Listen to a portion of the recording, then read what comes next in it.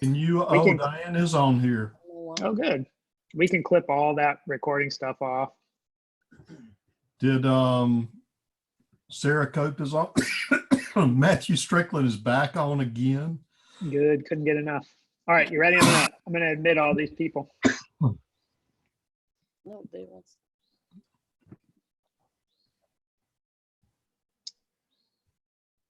Good morning, everyone. We're happy to have you. We're going to start in just a few minutes, but before we begin, I just want to direct your attention to the chat controls at the bottom of the webinar. We'll be using that chat as our way to get questions from you all. So please feel free to use that chat during the webinar. We'll also be posting all of our notes for the webinar. They're already live on our website, and I'll include that link also in the chat for you. Please feel free to ask questions at any time during the webinar. Those questions will go directly to us as your hosts. I'm going to initiate a poll at the beginning of the webinar here. If you can answer these 3 questions for us, for those of you who have access to the webinar via a computer, you'll be able to do that. Sorry about those folks who are joining us by phone, but you won't have access to participate in the poll. But please, if you would take a minute to fill out the poll questions.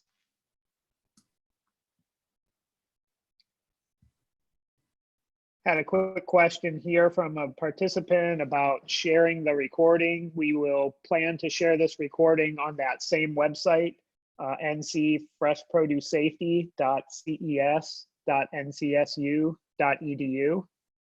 And we'll do that likely this afternoon once the recording has been processed.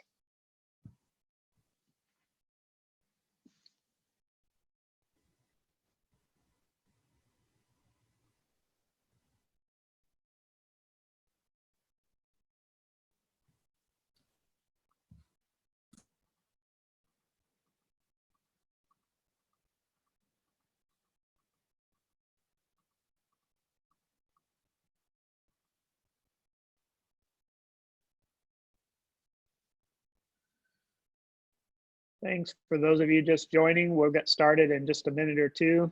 We do have a poll and we encourage you to participate.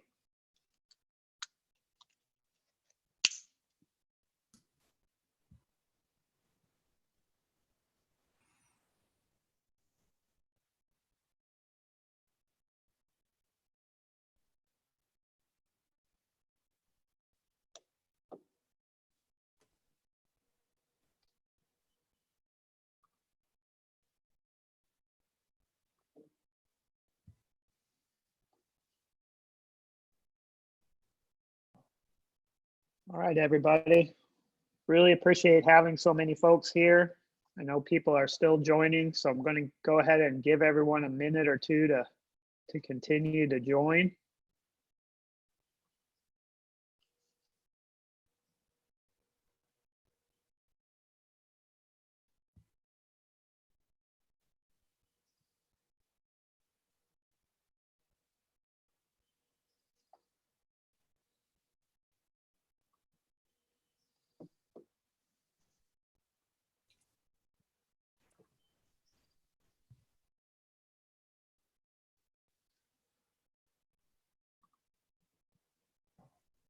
Still actively getting folks joining, so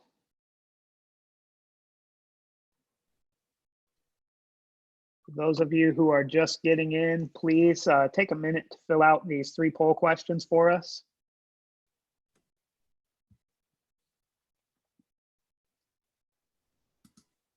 And we're going to get started in just a few minutes.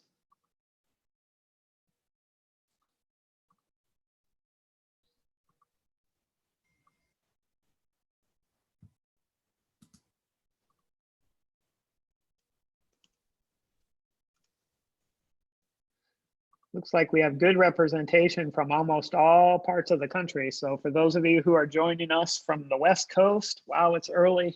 Thank you for logging in this early and starting your day with us. Really appreciate you being able to be here.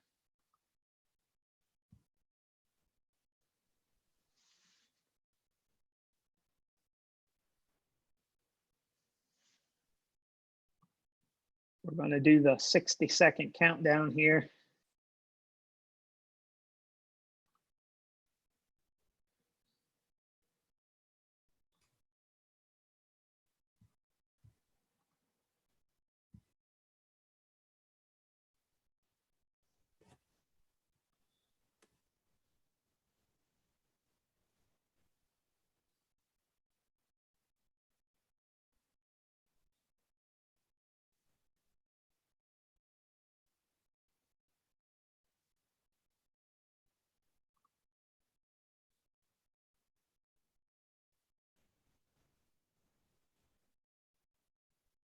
I'd like to ask everybody who has their video on to please mute their video for me.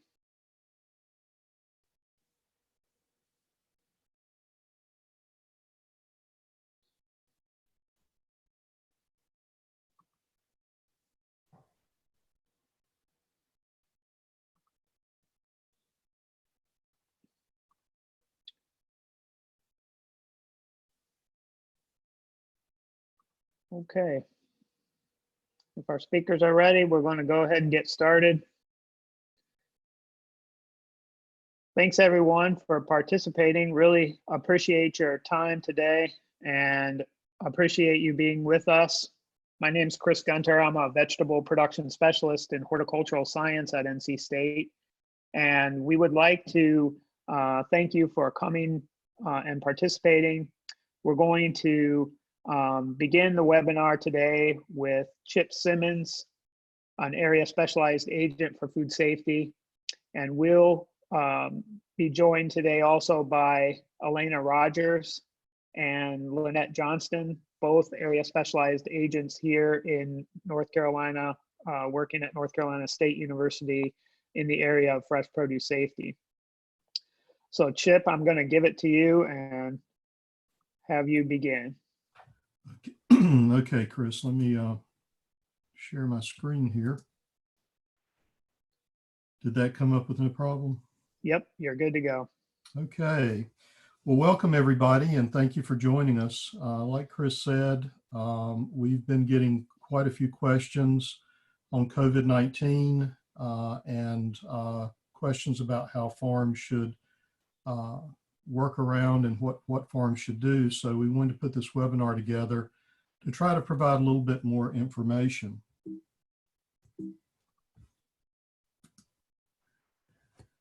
So if we begin, coronaviruses are a family of zoonotic viruses. And what I mean by that is that they can infect animals and humans. Generally, with these that have been most impactful for humans, they've started with an animal reservoir and have made the leap over to humans. This really isn't the first coronavirus outbreak that we've seen. These really came on the scene in 2003 with the SARS, or Secure Acute Respiratory Syndrome virus. During that time, there was about two dozen countries that were impacted, just over 8,000 illnesses and 774 deaths. Fast forward to 2012, and there was the Middle East Respiratory Syndrome, or MERS. This really started in Saudi Arabia. It resulted to date in about just under 2,500 deaths, 2,500 illnesses, and 858 deaths. And one of the things to remember about that one was that reportedly between 3 and 4 out of every 10 that were infected, actually the illness progressed to death. So pretty important outbreaks. So COVID-19 is really the infectious disease that's caused by the virus, the SARS coronavirus 2. And I'd like to take a quick minute to look at the illustration up in the top right and talk a little bit about the structure, because that will be important when we're talking about how we can control this and how this might compare to other viruses that we've thought about in the past with with our good agricultural practices training. So the virus is an RNA virus. It has RNA. That RNA is surrounded by a protein capsid. And then the important part about this is that protein capsid is surrounded by a lipid bilayer of an envelope. And then within the envelope, there are the spike proteins. These spike proteins, when originally looked at under electron microscopy, gave it a crown-like appearance. And so from that, we got the coronavirus, or the crown-like. That's how it was named. I'll remind folks that once this has jumped to humans, human viruses only replicate in infected or susceptible populations. So they do not replicate in the environment. Again, important for thinking about how to control this. The COVID-19 is a respiratory illness.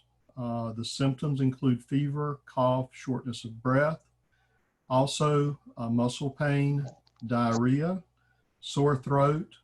A little unusual with this is loss of smell and loss of taste, and abdominal pain. So with this being a respiratory virus, it's primarily spread through aerosolization and through droplets. So this isn't truly an airborne pathogen. And that's the reason some of the recommendations are that if you use social distancing and you stay 3 to 6 feet away from others, that it minimizes the chances of you getting this. It's also thought to be spread by person-to-person contact, potentially spread through contact with contaminated surfaces. And one of the things that's unusual about the COVID-19 outbreak that's currently going on is that this virus is actually contagious before the symptoms appear. It's most contagious, it spreads most rapidly when patients are symptomatic, but very important that this can actually be spread before we see any symptoms. The incubation period for this is 2 to 14 days following exposure.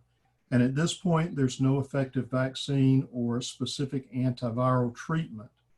I was watching the news this morning. It actually just came out that a study was done using a control group that were infected and a second group that they used anti-malaria drug plus antibiotics. And what they found was in the treatment group that those folks still had symptoms, but those symptoms in fewer patients, those symptoms actually did not go all the way toward the severe pneumonia and the severe illness that we might see.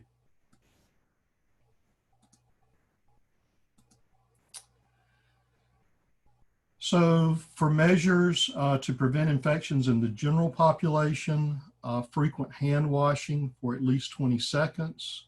Again, I mentioned before social distancing, so maintain a physical distance from others, particularly those exhibiting symptoms of at least 6 feet. Cover coughs and sneezes with a tissue or elbow. One of the other reports that I saw from an MD, and this is really anecdotal evidence, but most of the cases that he was seeing, the spread really came from unwashed hands. So folks touching surfaces and then moving their hands either to their eyes, their nose, or their mouth.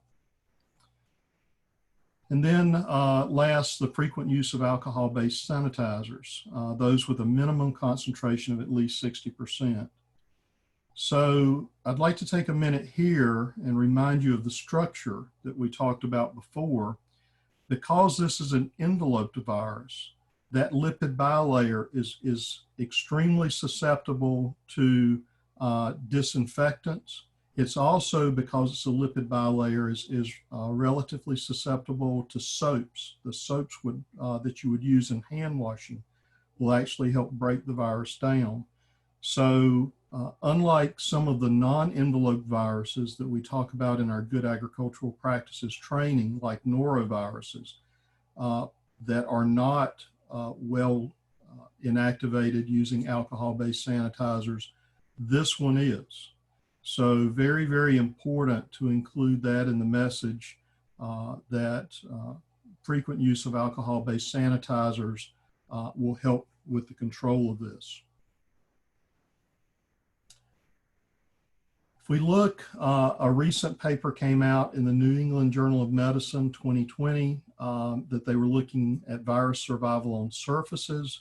These studies were done at room temperature, and the conclusions from that were that it was detectable in air for up to 3 hours, on plastic for 72 hours, stainless steel 48 hours, cardboard 24 hours, and copper for only 4.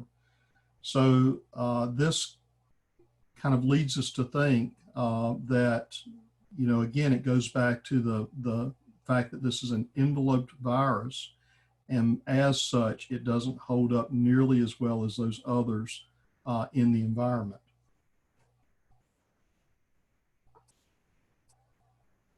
Paper came out in 2020 recently, the Journal of Hospital Infection, and it was looking at different biocidal agents. And this is for inactivation with a 1-minute contact time. So you can see that ethanol at roughly 60 to 70% gave a 99 to 99.99% reduction. So a 2 to 4 log reduction. Hydrogen peroxide at a relatively low concentration was also effective. 0.5% concentration gave greater than 4 logs, or 99.99% reductions. And then bleach, sodium hypochlorite, at 1% gave greater than a 3 log reduction, or 99.9%. This concentration is equivalent to the CDC recommendations of 5 tablespoons of bleach per gallon, or 4 teaspoons per quart.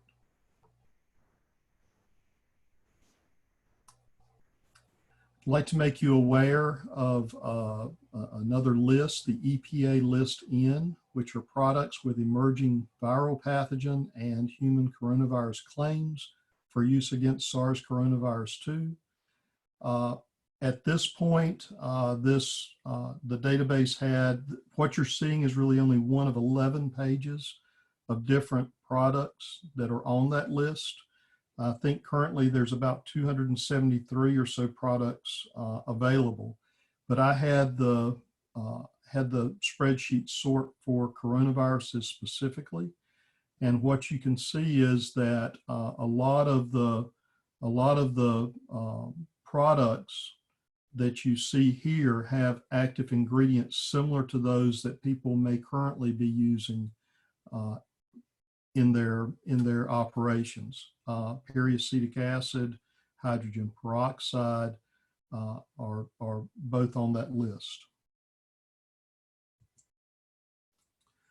So the next question that comes up is this a foodborne disease? At this point, according to CDC, there's currently no evidence to support the transmission of COVID-19 associated with food. CD further goes on to say, in general, because of poor survivability on surfaces, that the risks are very low for spread from food products or packaging that are shipped over a period of days or weeks. So remember, this is a respiratory virus. The site of attachment are the lungs. And so if this were on food and swallowed, then the low pH in the stomach it's possible, probable that the low pH in the stomach would actually inactivate this. So with that, I'm going to stop my screen sharing and turn it over to Lynette. Chip, quick question while we transition. Someone would like to know if there's anything out there about the survival of COVID-19 on clothing and fabrics. That's a great question. The study that I cited, the information was gathered using a coupon. So basically on surfaces, on stainless coupons. Because this is so new, I'm not aware of any studies that have come out specifically on non-porous or porous surfaces like clothing and things like that. But again, I would because this is an enveloped virus, I would say that its stability should not even be compared to the enveloped viruses.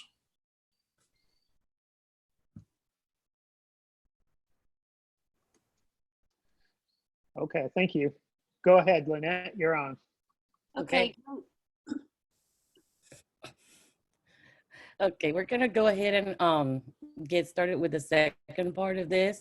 And what we have basically done is we took the concepts and all the information that we know that Chip shared just a minute ago, and basically tried to package it in such a way that we could reach small farms and provide practical recommendations.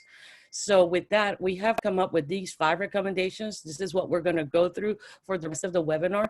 And I do want to make a comment. When we designed this information, we looked at focusing, at least targeting this information to small farms. And when we define small farms, at least for this exercise, we're thinking of small and very small farms. And these are farms that probably more than likely would not be going through food safety audits. So they might not even have a food safety plan in place or any kind of record keeping in place. And then on the other hand, it could be farms that they're so small that because they primarily direct market, their market doesn't have a requirement to follow any of these practices. So we're really trying to, again, provide very practical information. We hope that for those farms that are already are doing food safety audits, that have a food safety plan in place, that they can basically take this information and include it in their food safety plan, and hopefully you find these resources helpful. Okay, so I'm gonna go over the first 4 recommendations, and then Lynette will follow and focus on cleaning, sanitation, and disinfection. So to begin, let's see. Lynette, can you move the slide, please? Sure. Okay. So the first recommendation we have is that everyone needs to receive training about COVID-19. Everyone needs to understand whether they're employees, volunteers, family members, but anyone who's going to be working at the farm in any shape, way, or form needs to understand what the symptoms are and needs to realize that they don't need to be to work if they are sick or they're showing symptoms of illness, okay? The CDC has provided great posters, English and Spanish. We have provided you actually with a link to the website on the note pages that we have created for this webinar. So those are good resources to use. I would say they're very straightforward, they're easy to understand, and it contains the basic information that everyone needs to know. The other important thing about getting together and talking about COVID-19 is that hopefully it will stress the importance of getting together with your team and addressing the concerns and hopefully discussing strategies that can be put in place so that you can, for your farm, that will really work for your farm, for your environment, so that hopefully you can minimize the risk of spreading this virus. Next. Okay, so here's just an example of one of the CDC fact sheets. This is in English and they have the same in Spanish. And actually some of these are even translated to other languages. So again, we give you all those links, how to get there. PMA also put out a one-pager that has a summary of some of the tips you need to cover with your employees. So we have also included those. They're in English and Spanish, and that's in the note pages that's posted in our website under the announcement of this for this webinar. Let's go to the next one. Next slide. Okay, so no, bullet item number 2. Here, I want to make sure that as an owner, you realize, as a farm operator or an owner, you realize that it is really your responsibility to monitor the health of those working around your farm. It is important for you to be aware that sometimes an employee might need to work, and so, or they might not be aware that they're getting sick. So you need to be vigilant around this time and make sure that you encourage any employees that might not be doing well to seek medical attention. And again, that really falls on the owner or someone responsible for doing this.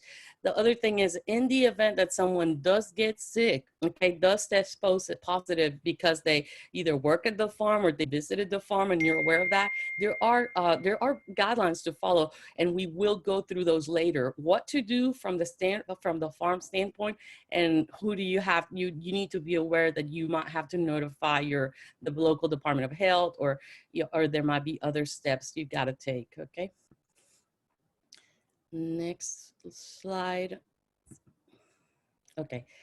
The third thing we thought about that is really critical, okay, and it has to do with the fact that when you think of small farms, a lot of times their hand washing facilities might be inside a house, might be inside a family house, or a little bit farther away than we want them to be.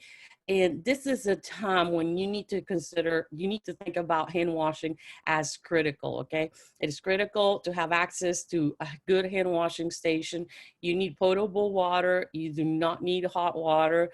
And a hand washing station that is fully functional will have single-use paper towels, will have soap, and it will have a trash can with a liner. And that will cover, basically, that will be a right setup for adequate hand washing.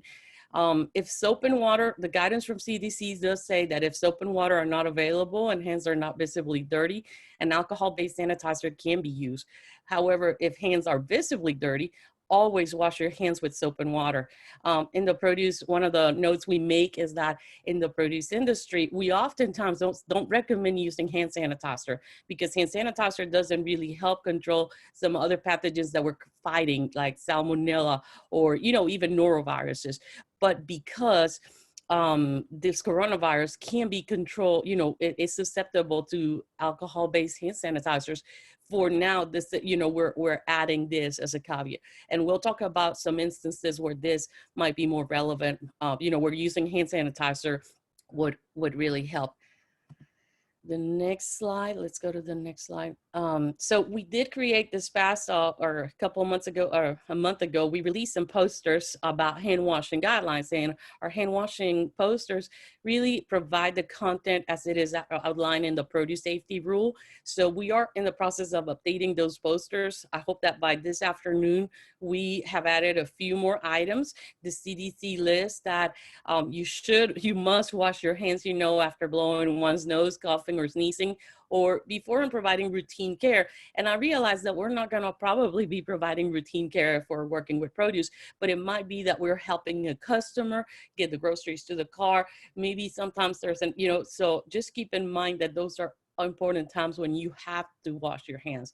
The other thing, and I'm not going to go through the hand washing procedure here, but I want to remind, it was one of the comments that Chip made, is that soap is effective. And the reason is that the bubbles in the soap are what helps control. It doesn't kill the virus, but it definitely inactivates it. So making sure that you take the time to do adequate hand washing, that there's the bubbles in that soap that you're using, whether it's liquid or bar soap, That's what you want, so that you can hopefully, so that hand washing can be effective. So keep that in mind as you talk to your workers about hand washing, as you set up hand washing stations. And again, as soon as we have our posters with updated guidelines, we will be also posting them on their website. Now, item number 4 has to do with limiting access to the farm and packing areas. So most farms that have a food safety plan would probably already have some kind of policy for, limiting access to visitors to some parts of the farm. But this is truly a time when you want to practice social distancing. And in order to really be able to prevent employees or visitors from even creating further challenges, we really recommend that you limit access to packing areas by either taking orders ahead of time online, getting orders ready, and probably taking them to the car of the customer if possible. I know that's not always possible. That takes a lot of manpower at times. So consider what strategy works for you, but that hopefully minimizes contact with others coming to your farm. The other important thing is to post signage for visitors with your expectations. Depending on what you and your team come up with, it would be good to have some kind of signage that explains what you're expecting people to do. You also need to recognize that even in doing this, even when customers might not be coming to a retail area, that there are areas that are going to be considered high touch areas. And so we need to think about cleaning and and disinfecting those areas. And we'll get through that in a minute. So just realize that there might be areas that are going to have a lot more traffic depending on how you lay out things. And then, just wanted to say that we always recommend, if you're going to ever wear gloves, to wear gloves with clean hands. So remember that, but consider using gloves, and maybe, and if you're going to use them, make sure you dispose of them properly. But you can use that when you're handling money, credit cards, or having quick contact with customers. That's another time when actually hand sanitizer would also be appropriate. So with that, I'm gonna, Lynette, do you want to take over? Yeah, thanks, Elena. The 5th point, we're going to get into cleaning, sanitizing, and disinfecting, okay? And in this point, and definitely during these challenging times, the FDA states in their guidance, or in some of their guidance documents that they have out, that food operations need to be vigilant in their sanitation procedures. Many operations probably already have sanitation standard operating procedures, such as SSOPs, okay? But some may not, okay? And so we kind of, as Elena mentioned, our target audience here are the small farms, okay? So we want to take the time to really differentiate the difference between these terms: cleaning, sanitizing, and disinfecting, okay? So first and foremost, what are the differences? Let's go ahead and define these terms and what they mean. Okay, first off, clean. Okay, what does that actually mean? It means the physical removal of soil and food residue from surfaces, which can include the use of clean water and detergent. And keep in mind, clean water means clean potable water, the lack of generic E. coli in a 100 ml sample, okay? And we want to target all surfaces here. We'll talk about detergents in just a second. Sanitize. Here's where we get into reducing microorganisms. So cleaning, we're removing soil, very important to do before we sanitize and even move on perhaps to disinfecting. So sanitizing means the reduction of the number of microorganisms of public health significance. Typically, this is done in less than 1 minute, okay? But we'll talk about how it's so important to follow that EPA label, okay? Our target surfaces here would be food contact surfaces, okay? Keep in mind that sanitizers are designed for food contact surfaces, and we're looking for a 99.999% reduction, or at least that's our target.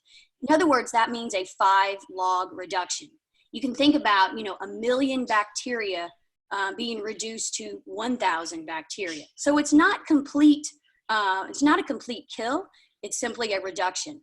Sanitizers can also be used for non-food contact surfaces, and the target there is a 99.9% reduction, and this is all according to EPA definitions.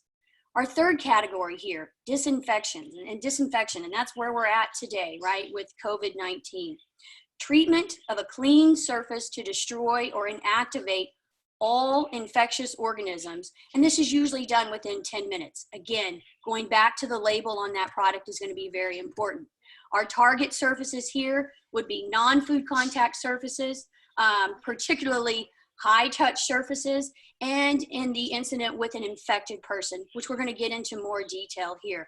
When we think of disinfectants, we think about what Chip mentioned in his first the first part of this presentation. Remember, we're talking about person-to-person transmission, okay? And that's when we think about disinfectants, that person-to-person transmission of infectious organisms, okay? We're gonna go deeper here in a minute between sanitizers and disinfectants.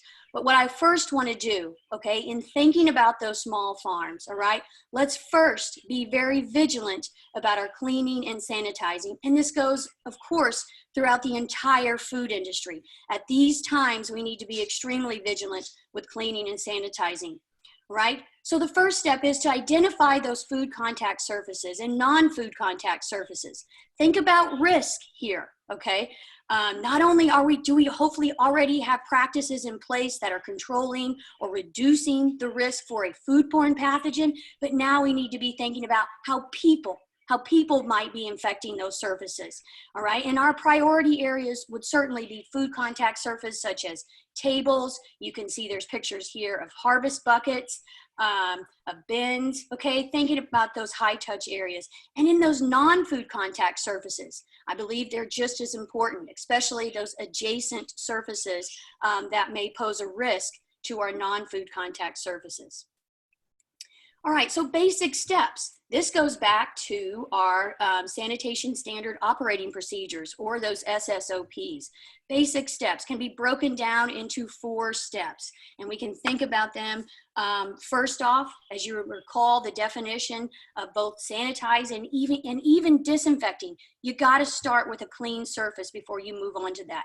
So that very first step is indeed removing the obvious dirt and debris from any surface. A sanitizer will not be effective, nor will a disinfectant be effective if you do not have a clean surface. The second step is applying a proper detergent and scrub the surface to remove any buildup of carbohydrates or perhaps proteins that would eventually form a biofilm, which we certainly want to prevent. The third step is rinsing the surface with clean water. That is no detectable E. coli or generic E. coli in a 100 ml sample, okay, to make sure that all your detergents and as best as possible to remove all those soils.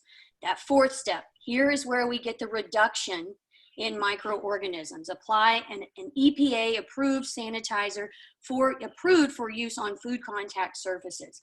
Key point there is to follow the EPA label instructions. Just getting a little deeper into detergents and sanitizers, okay? Remember, detergents, they're used for cleaning. They will not be approved by EPA or FDA. They don't go through any sort of rigorous testing, okay? But choose detergents that target your soil type in your operation, okay? So think about carbohydrates. Maybe in some cases you may have mineral deposits, okay, that build up. Examples of detergents used for food contact surfaces could be those that are widely available from our home improvement stores, such as Green Clean or Simple Green, or you could go into products that are specifically formulated for the produce industry, such as CS223 as an example. But this type of product and other types of detergents are going to be not as widely available, and you may have to go to your farm equipment store or some type of chemical supplier. Moving on to sanitizers, okay? Again, this is where we get the reduction in microorganisms after cleaning that surface, okay? So important point that I will continue to make is use EPA registered sanitizers that are approved for food contact surfaces and non-food contact surfaces.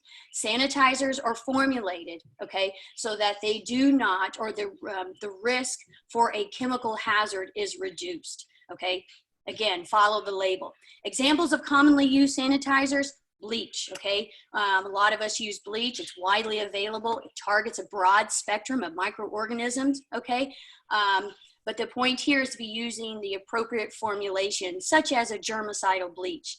Chip mentioned peroxyacetic acid and hydrogen peroxide. They may be used as well. Commonly known, product out there, it would be Sanitate, okay, which is organic approved in the industry. And then quaternary ammoniums could be used as well, okay. Important point to make here, again, is that it must be EPA registered. These sanitizers, go back to your label. Make sure it has an EPA registration number. Any chemical that states that it's going to kill microorganisms, okay, has to be registered by the EPA, okay? These chemicals are known as antimicrobial pesticides and therefore must follow that EPA approval process. Follow that label. You know, maybe you've heard it stated, but the label is the law. And also, if we're following that label, okay, that provides us assurance, okay, or better assurance that our procedures are effective and we're using those products safely, okay? So when choosing EPA labeled sanitizers, look for that intended use, okay? For in the food industry, looking at non-porous food contact surfaces or non-food contact surfaces. Looking at those directions, it's going to be a different concentration versus a food contact surface and a non-food contact surface. That concentration will be higher for a non-food contact surface. Important point to note that you want to find the targeted public health organism, okay? And in this case, because this novel coronavirus, we don't know much about it. We're still learning each day. Okay, it won't be included on that label because it's new, all right? So like Chip mentioned, refer back to that EPA list, okay? Those would be considered disinfectants, and we're gonna get into that next here. An important reference, and I think an excellent resource that the Produce Safety Alliance has created is this labeled sanitizer or Excel tool that you can actually go and find products, okay, that are approved for the farm and packing environment. It not only includes, you know, information of where, if that product is actually approved for certain uses, but you can go back to that label and they've linked that with each of those products. So we highly recommend using this tool, and kudos to the Produce Safety Alliance for sure. Key factors, something to think about when you're, you know, writing up your procedures and your employees are targeting those food contact surfaces. Remember, I believe that the most important step in that four-step process is getting that surface cleaned. Because again, if you don't properly clean that surface, your sanitizer will not be effective, nor will your disinfectant be effective as well. We'll get into that. Sanitizer concentration, go back to your label, follow that label. Okay, exposure time is going to be important. Through concentration and contact time, that's where we get that reduction in microorganisms. Certain chemicals will need a proper pH range, such as chlorine, okay, or many of these chemicals will, but chlorine in particular is susceptible to your pH range. Anywhere from 6 to 7.5 is what we typically try to target for chlorine use, so that it does stay in its effective, sort of effective state, and also doesn't wear out our equipment. And another point to make here is the use of cleaning tools dedicated to use in food contact versus non-food contact surface. So some operations will choose to use color-coded equipment in this case.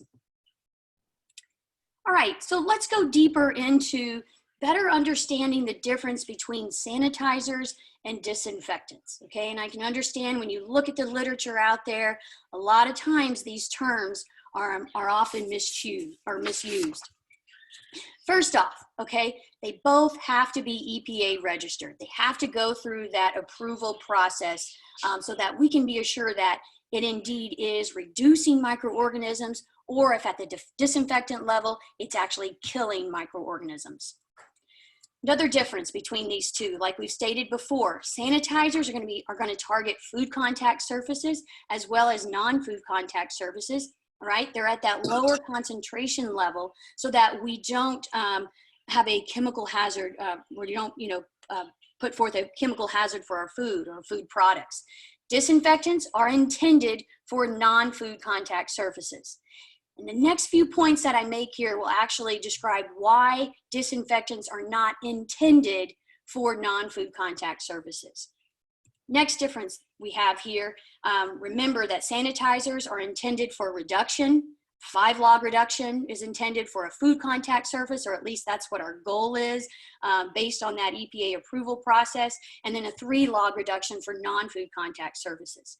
Whereas disinfectants, very important difference here, disinfectants are intended to destroy or inactivate all infectious microorganisms, all right, or the targeted microorganisms, such as bacteria, viruses, and perhaps fungal organisms as well, right? The exception here will be bacterial spores. So in order to get this higher level of inactivation, or where disinfectants are sort of, I guess you could say, up in the ante on cleaning and disinfecting that surface, okay, removing those microorganisms, that's done through a higher concentration. A sanitizer will use a lower concentration with a shorter contact time, within 1 minute. Oftentimes 30 seconds, okay? Whereas disinfectants will use a higher concentration with a longer contact time. Again, go back to the label. I also think it's important to point out, okay, that certain chemicals, okay, can be used as a sanitizer as well as a disinfectant. And this is the reason why. For certain chemicals like Sanidate, okay, it can be used as a disinfectant, but be sure to follow the directions for sanitizing food contact surfaces, in other words, that lower concentration. And then if you are intending to use that product as a disinfectant, find the information in that label where it actually gives those instructions for a higher concentration and a longer contact time. Another difference, sanitizers. Right, what we use on food contact surfaces cannot have artificial scents or perfumes. So the fruity smelling bleach out there that we can buy off the store shelves, sure, it might be good for home, but we cannot use that on food contact surfaces, particularly within the food industry. Disinfectants, many disinfectants, you know, those chemicals are intended to be disinfectants and disinfectants alone, okay? Oftentimes they will include some type of lemon scent or artificial scent. In that case, we cannot use it on that food contact surfaces for that reason. Right, another difference, sanitizers are tested against bacterial pathogens only, such as a generic E. coli, that's actually be an indicator for pathogens, Salmonella typhimurium and Staphylococcus aureus. Well, whereas disinfectants, if they make a claim on a label, if a claim is made on a label against a certain organism, it must be tested against that organism, be it bacteria, viruses, or some type of fungal organism, okay? So it's effective against a broader spectrum of microorganisms. And finally, sanitizers intended for food contact surfaces. They're formulated for that. So they're used throughout the food industry, whereas disinfectants, we typically find their use in hospitals, nursing homes, hotels, for example. Again, think about that people-to-people contact, that transmission of infectious organisms. That's where we use disinfectants. All right, but that's not to say that there wouldn't be a time where we need disinfectants within the food industry, okay? In these times, okay, it's important to identify those high touch surfaces. Like Chip mentioned, it's people that are spreading this virus, okay? So we want to identify those target high touch surfaces such as doorknobs, touch screens, control panels, break rooms, hand washing stations, and bathrooms, okay? Target those areas. CDC recommendation includes that we can use bleach, okay? So just make sure you're preparing that properly, 5 tablespoons per gallon of water there. And also, like Chip mentioned, we can go back to that EPA recommendation, that list of disinfectants, okay? And also for these high touch surfaces, we could use disinfecting wipes. Let's face it, they're convenient, but again, follow the label instructions because you might need to use more than one wipe in order to keep that surface wet for a long enough contact time. Now, in the event or in the unfortunate event that, say, an employee is indeed infected with this novel coronavirus, Keep in mind that now this is not a food safety issue. This now becomes a public health concern. Contact your local health department, okay? And it's important to follow guidance from the CDC following cleaning and disinfecting procedures, okay? Like we mentioned, we can go back to that EPA list for list N for those products that have been approved for COVID-19 or this novel coronavirus. It is proven to be, it can disinfect higher to kill or harder to kill viruses. So then we generalize that it can kill this coronavirus that we're dealing with today. Important point here is to check that label. Check the product label for if and where these disinfectant products are safe and recommended for use on food contact surfaces. So within a food production setting, make sure that on that list it's actually approved for food contact surfaces and follow those directions. In the event that you do have to disinfect, say, a food contact surface, it's important to note that you need to follow that up with a clean water rinse and then follow with your regular sanitizing procedures, okay? The reason is because we're applying that disinfectant at a higher concentration, which may pose a chemical hazard to the actual food. It's important to also note that United Fresh Produce Association has published guidelines on behalf of the food industry that align with CDC and FDA recommendations. Within these recommendations, it talks about assessing employee movement, okay? Think about where that infected employee actually went throughout your operation. What did they touch, okay? And share that information with your fellow employees or with his or her fellow employees. Of course, while keeping confidentiality of the infected person, okay? Understand where that exposure might have been on the farm as well as your packing environment, because that's what will drive where you sanitize and where you disinfect. All this information, I can say, will be posted on our website. So, we have resources available for you, and the links to these guidance documents will be posted on our website.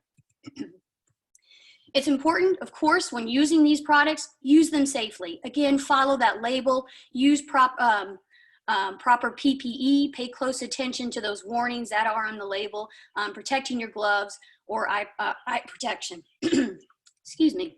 And of course, follow the label. Do not mix cleaners and disinfectants, thinking about chlorine, bleach, and ammonia cleaners, which can result in serious injury or even death. Now, the big question is, all right, this is all great, but how do we actually apply this to our operation, okay? And we think about frequencies. Again, remember there's a difference between these three levels of cleaning and reducing and removing these microorganisms or killing these microorganisms.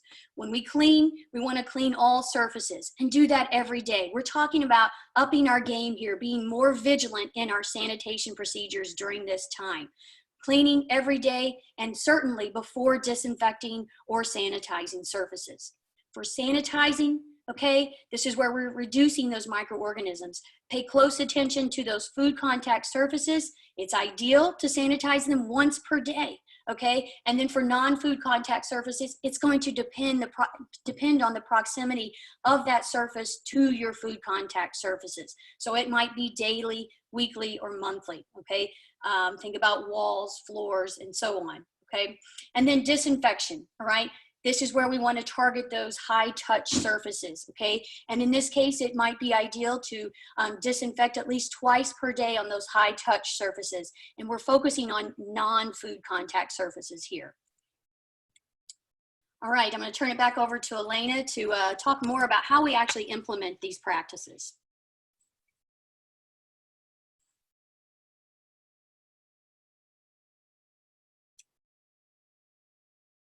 Okay, so developing a sanitation schedule. So once you figured out the difference between those, the difference in these terms, okay, it's important in order to have a documented sanitation program, okay, all right, sanitation schedules can be very beneficial, and it includes the what, the when, the how, and the who. So the what, just like we've been talking about, identify those priority areas, make a list of those equipment, tools, and the areas that need to be cleaned, and what surfaces actually need to be sanitized versus being disinfected in these times of COVID-19, okay?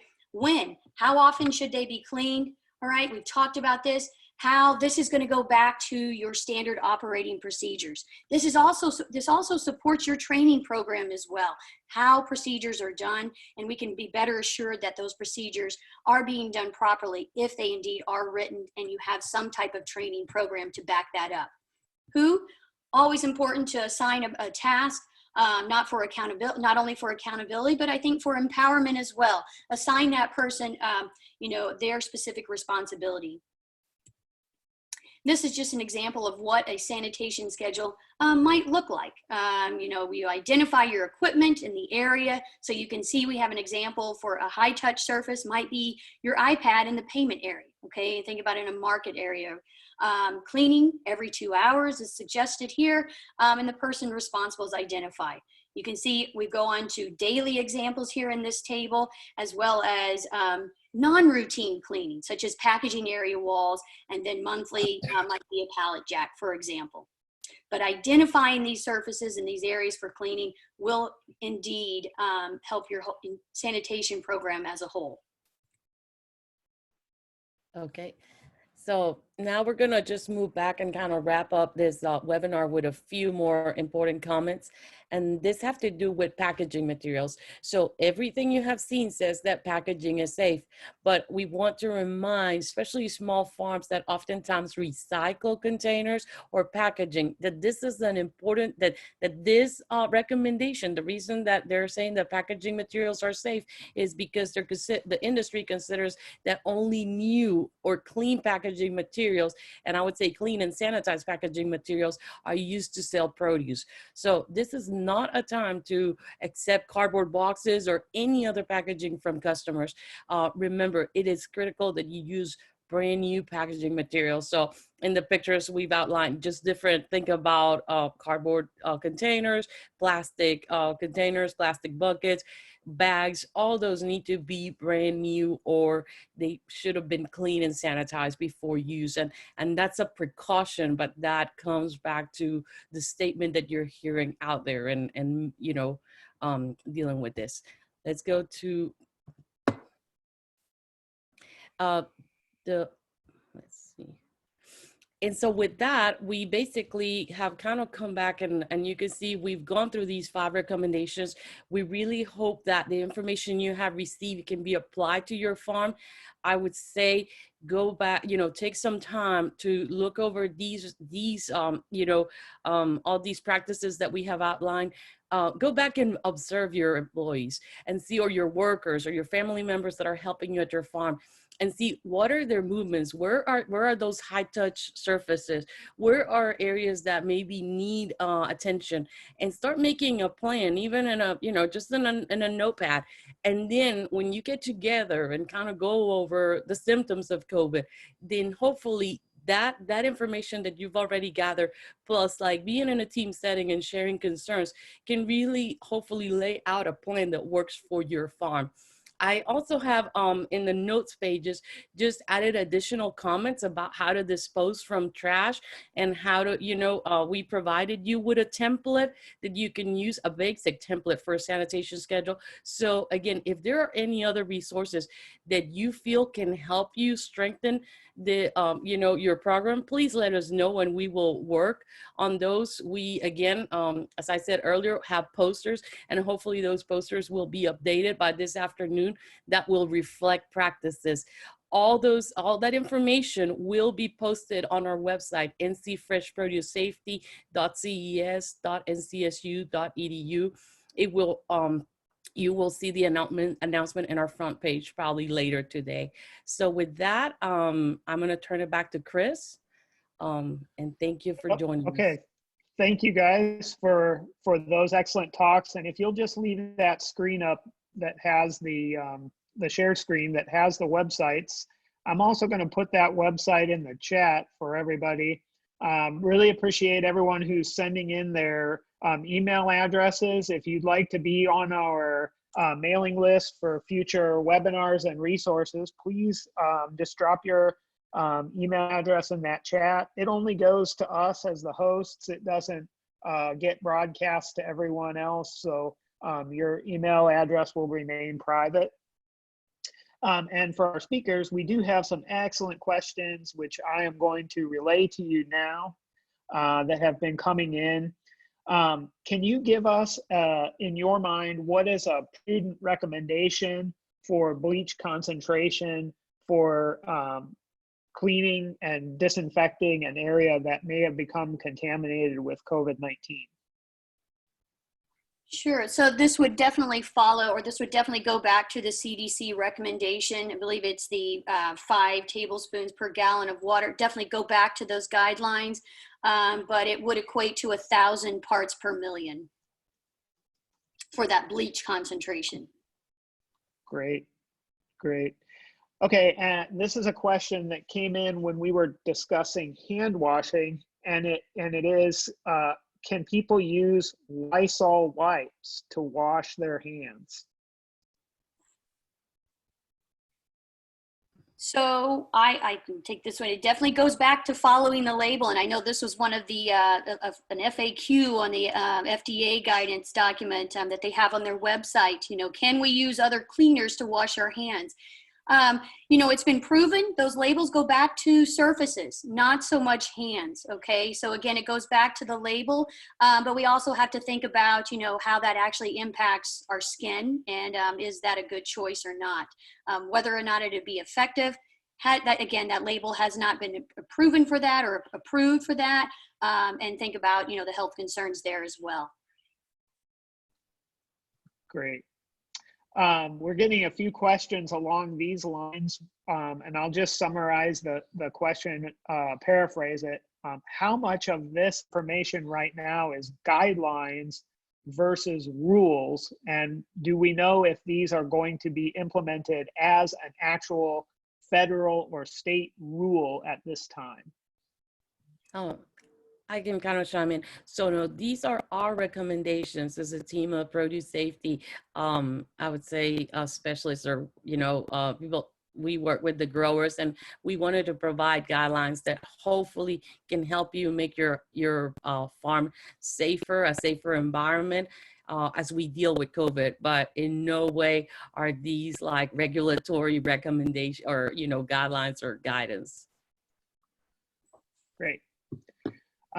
One, we're getting sort of overwhelmed with questions, but a really good one came in that was really about the disinfection of surfaces like wood, cleaning and sanitizing around surfaces like that that are difficult to clean and sanitize. Can you talk a little bit about that? Yeah, so that's a great question. And we oftentimes see hard to clean, hard to sanitize surfaces in the produce industry. So keep in mind, you know, these products have been approved for non-porous hard surfaces. There are directions out there for, say, soft surfaces such as carpet, those kind of things. But remember, we're talking about food here, okay? So certainly, you know, cleanable, sanitizable surfaces are what we're looking for, those non-porous surfaces. But when we talk about wood or foam, for example, those are examples of surfaces that, you know, you can use that sanitizer, you can use that disinfectant, but don't expect it to actually meet the validated or the validated studies that that have been approved by EPA. And that those are the procedures that we're seeing on that label. You know, we can go back and you know, feel confident, hopefully feel confident that, you know, it actually gets that 5 log reduction, whereas we may not see that with wood or a porous soft surface. Great. We're getting questions around employees and visitors visiting the farm or working on the farm in terms of practical advice for U-pick operations or harvest crews that have multiple people. How do we maintain physical distances? What are best practices for keeping people separated in those instances?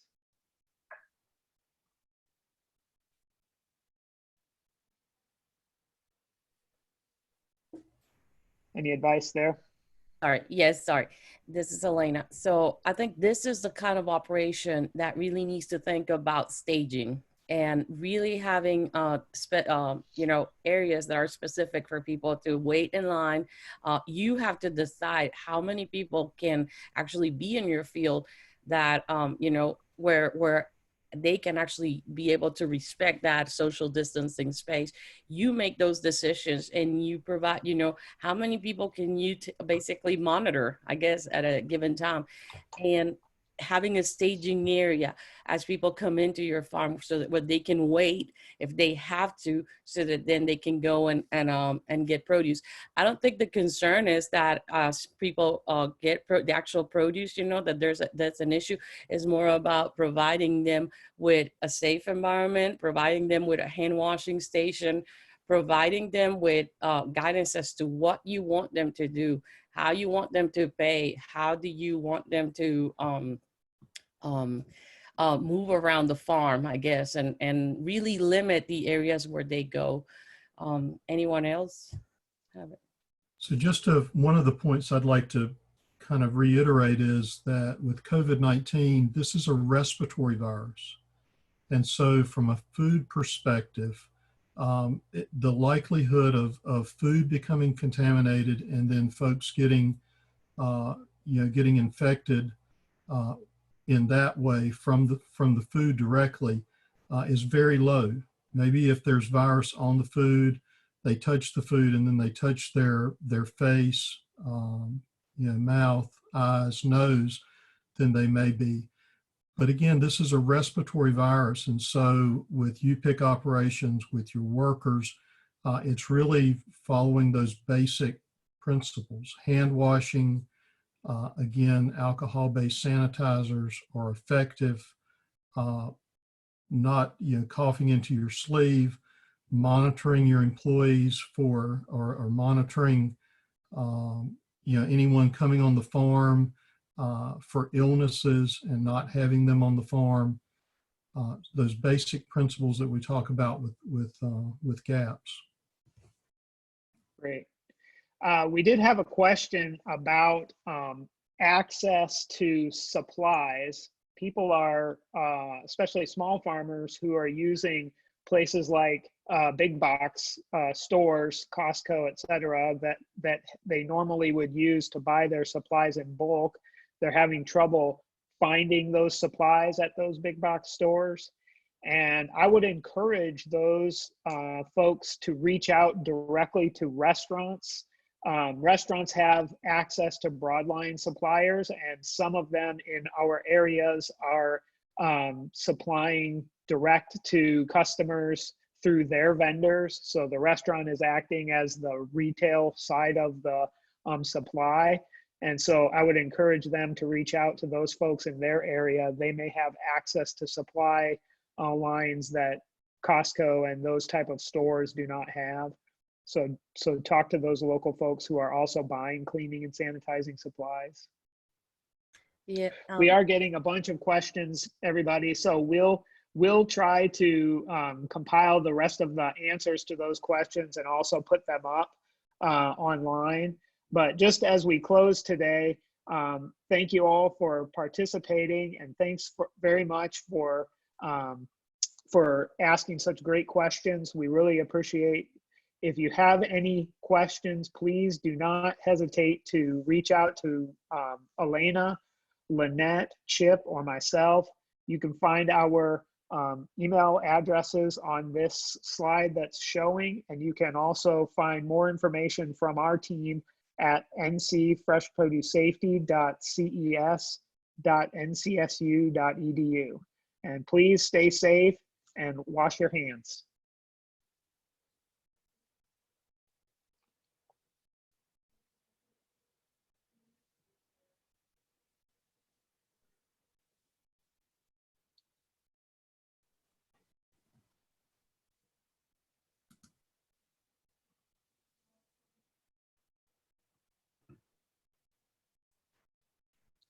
Did you stop the recording, Chris? Not yet. I can. Hold on just a second.